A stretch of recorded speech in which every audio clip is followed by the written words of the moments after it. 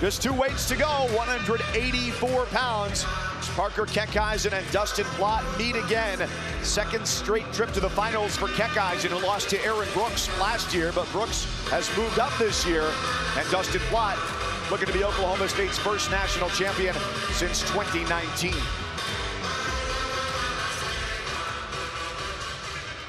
My cousins Daniel Cormier, Jordan Burroughs, along with our rules analyst Rock Harris and Quinn Kesnick. These two guys know each other very well, seated at first and third here at 184. And Keckeisen dominant at this weight, only bonus point wins in his 4 matches here to the finals. And so has Plott. Yep. Plott has dominated. And the way that Keckeisen beat him at the Big 12 championship shows you how far these two have separated themselves from the division, because in the semis, Plott had a major decision himself against the #2 seed. Big Ten champion Isaiah Salazar, and that matchup in the Big 12's 14-5 in favor of Keckeisen. He's in on a great shot. Well, look at how he pulls himself close to the body and switches off to the double immediately. What I love about this matchup is when I was in college, Nebraska was still in the Big 12. Right? In 2011, I graduated. In 2012, they made the transition to the Big Ten. So these are some of the schools that I wrestled often when I was a Nebraska wrestler. Well, when Keckeisen gets to his shots, he's immediately off to the next step. He doesn't stop. That is one of the biggest issues with wrestlers, from the lowest level to the highest level. They get to a shot, and it's like they almost surprised themselves that they got to the leg. This guy is sure that when he attacks, he's going to finish. When you talk about the best guy in the tournament, we've talked about a lot of guys throughout the weekend, and especially tonight. But Rock, you got a special affinity for this guy at 184 pounds. Rock like him a lot. I'm trying to tell you. That's his favorite thing when he talks about Keckeisen. I've been trying to tell y'all dudes, man. That's all I'm saying. I'm trying to tell you. What I like about him is that when he wrestles, he's always thinking and always moving. Sometimes you see someone that's thinking a lot, they're slow. But watch, he'll take a scenic route. Look at this, dude. Look at this, Jordan. He take his time. He don't get up. He don't jump up to get back to the center. Fix his singlet. Do the old sock trick. And you and I, man, what a great tournament these guys had. From Jared Sima to Cale Happel to, you know, Parker Keckeisen. Watching these guys and what they've been able to do throughout this tournament it's been phenomenal. Ryder Downey was a Big 12 champion. Someone told me that Northern Iowa, while they rebuild their wrestling room, they are in a makeshift wrestling room and prepping guys like Parker to go out and try to chase national championships.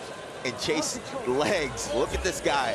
He's just tenacious, Double continuously attack. trying to find a way to score. He's looking to hook that leg. Look at how he keeps that hand in. Look at his hand. Then puts the foot back in to replace it. If he finishes veteran. this takedown, this is one of the most savvy takedowns we've seen this evening. Yep, dude, did you see that? He put his hand back inside to make sure that they didn't call him out of bounds. Then he replaced it with his foot. Now he's got to get that left arm out. Now he's looking for the left arm. He's covered it. Oh, my goodness. What a takedown by Parker Keckeisen. That was close. They awarded it. What a takedown by Keckeisen. I'm going to say it again. I'm trying to tell you. You trying to tell me, Rock? Hey, Rock. That right there that was boy, Rock, extreme mat awareness, high IQ. But it's a guy that has never placed lower than third in this tournament in all the years that he's been here. Well, we talk about generational talents. Last year, he found himself in the national final, but against a guy who we're going to see next wrestling for his 4th title in Aaron Brooks. Hey, that boy, Rock, not afraid to say I told you so. Rock, you've been trying to tell me all weekend. You just don't listen too well.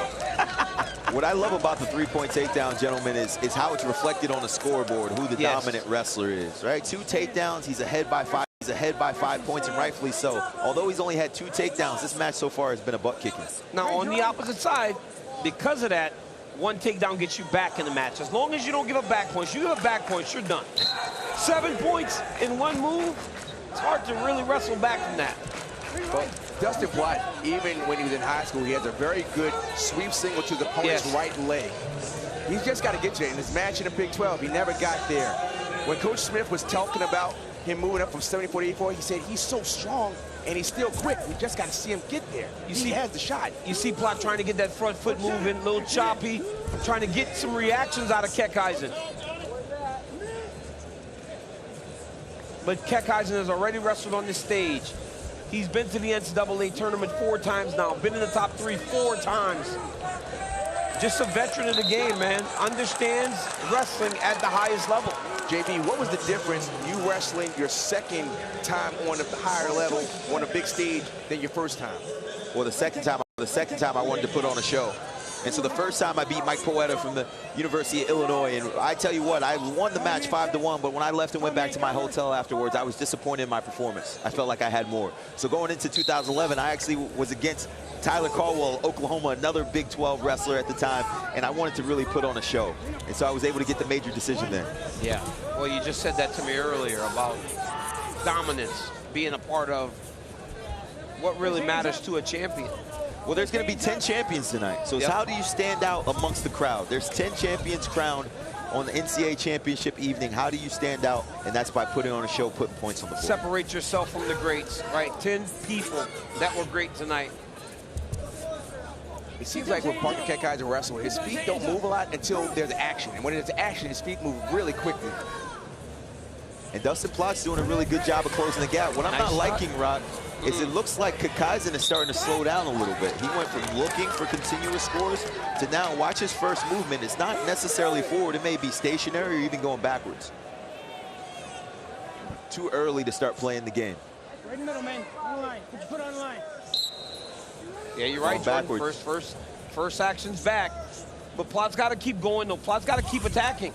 Because where he struggles is when Keckeisen is on his legs. I mean, I have not seen a guy in this entire tournament that is more evolved as Keckeisen when it comes to finishing his shots. He takes his time, he's measured, he doesn't rush. He just knows exactly what he needs to do in order to get to his scoring positions. You know, I've seen this on Twitter a few times tonight, but there really needs to be a push-out rule in folk-style wrestling. These guys play the edge way too much. Look, Keckeisen doesn't even want to come back to the center. He knows if he gets in a dicey position, he can easily bail out of bounds and restart What do you do, Jordan? What do you do, Jordan? Do you go back to the center and wait for him? No, you got to continue to push the pace. I mean, if you go back to the center, you might make him look bad to the crowd's eyes, but you're not scoring points. Yeah, you're not scoring points. Plott needs points right now. Plott needs points. Next year on MatCast, Jordan, we're just going to put you in a folk-style freestyle debate with Shane Sparks. You guys go at it. I love the push-out rule. I think it's really advanced our sport in freestyle wrestling because that was a thing that we would do in the freestyle game too. You go out of bounds, no penalty.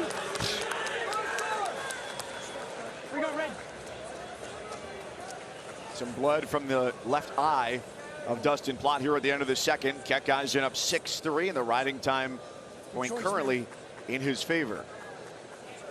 I love this moment in time, Rock. I love this time here. Here it is. Parker Keckeisen, he was always moving, and then at the end of the match, when he needed to get a major, he would continue to move forward.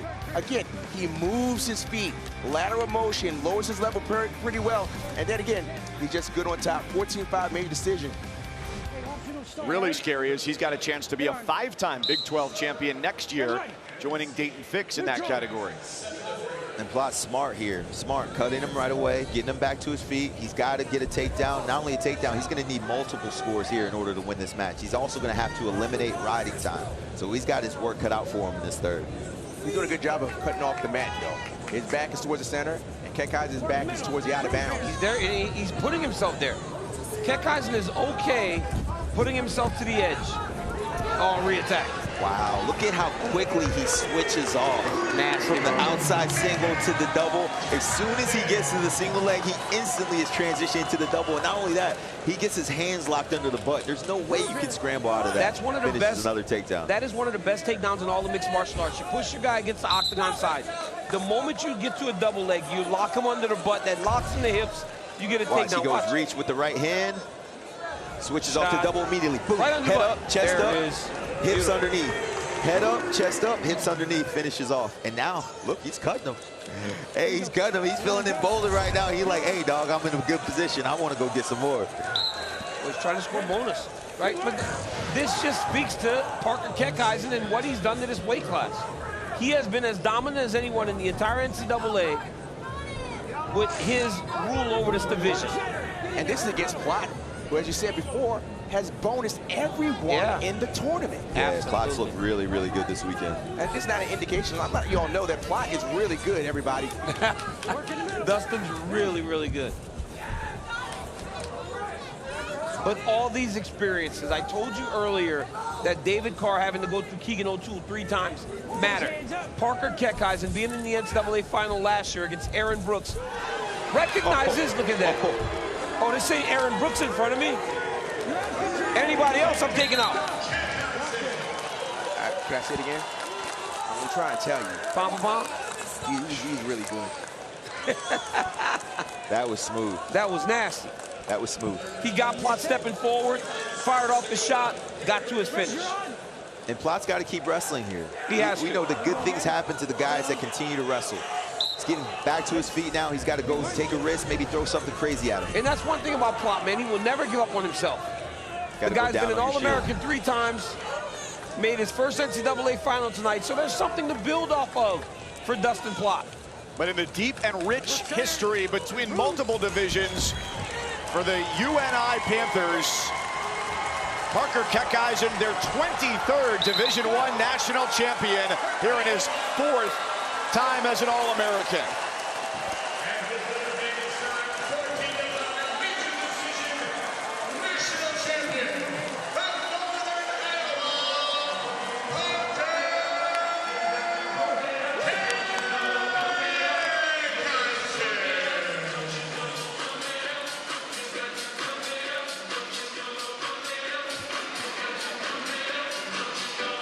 As a redshirt freshman, he finished third again, second, and now first.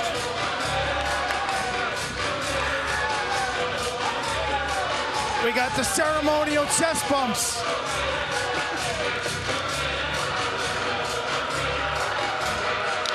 You taught me how to do it at Big 12s.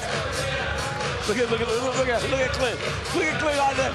Clint chest bumping. He almost got knocked out. You're pretty damn good. God gave me some great abilities. I'm super blessed. I got parents, coaches. You to interview me, it's a blessing. Your finishing ability. You make it look easy. The transition from the single to the double. There's kids across the country watching you. How do you do that? That was a year of Doug Schwab on my butt for getting my hips underneath me. I remember I shot out Max. Max asked me winter break what I'm doing, and I was like, getting my hips under me. So kind of funny, ironic, but you've been sniffing around the championship for a bit now. The Brooks family, man, Aaron's pushed me so hard. I'm grateful for Aaron. It's like he's pushed me. Your time is right now, though.